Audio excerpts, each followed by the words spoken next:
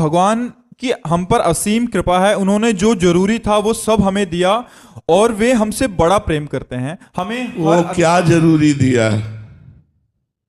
रुपया, पैसा, मकान, परिवार, रिश्ते, नाते, क्या ये हमें जरूरी था? और भूल बढ़ा दी कि जरूरी सामान दे दिया, आवश्यकता की पूर्ति हो गई। हम इससे भगवान को धन्यवाद नहीं देते, हम इस बात पर भगवान को धन्यवाद नहीं देते।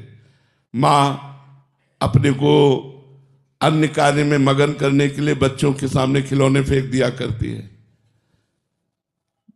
माँ की कृपा तो तब माने जब खिलौनों से हटा करके हमको अपनी गोद में अपने वक्षस्थल का दूध पिलावे। ये थोड़ी कि और अच्छे अच्छे खिलौने फेंक दिए और आप तो मगन हो गई और मुझे खिलौनों में रमा दिया। क्या खिलौने मेरी आवश्यकता है? आवश्यकता माँ है या खिलौने? माँ। ऐसे आवश्यकता भगवान है या भगवान की माया? माया फेंक दी और उसमें हम राजी हो गए, बड़ी कृपा आपकी। हम नहीं मानते कृपा, हम तो कृपा तब मानते जब माया का पर्दा हटा करके आप मुस्कुराते हुए आइए, मुझे आपकी जरूरत है, माया की जरूरत नहीं।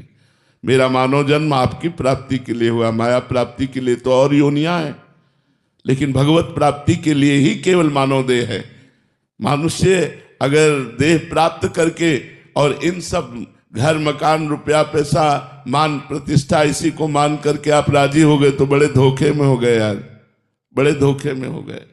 साधन धाम मोक्ष कर द्वारा, ये मोक्ष प्राप्ति के लिए है, भगवत प्राप्ति के लिए है। आपका जीवन व्यतीत होता चला जा रहा है, किसी की 40 वर्ष आयु गई, 50 वर्ष आयु गई, लेकिन आपने अनुभव क्या किया? अभी मृत्यु आने वाली है, आपके शरीर को छुड़ा देगी, घर, परिवार, रिश्ते, नाते सब यहीं रह जाएंगे। आपके पास क्या दुर्लभ मानुष्य देह से कमाया हुआ है? पाप पुण्य, ये क्या? ये दुर्लभता है, दुर्लभता है।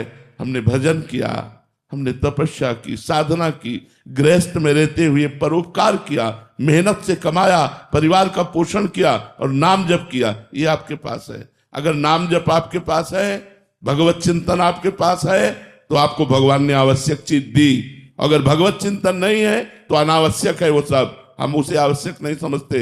हमारे जीवन की आवश्यकता आनंद है और आनंद भोगों में नहीं, परमात्मा में है।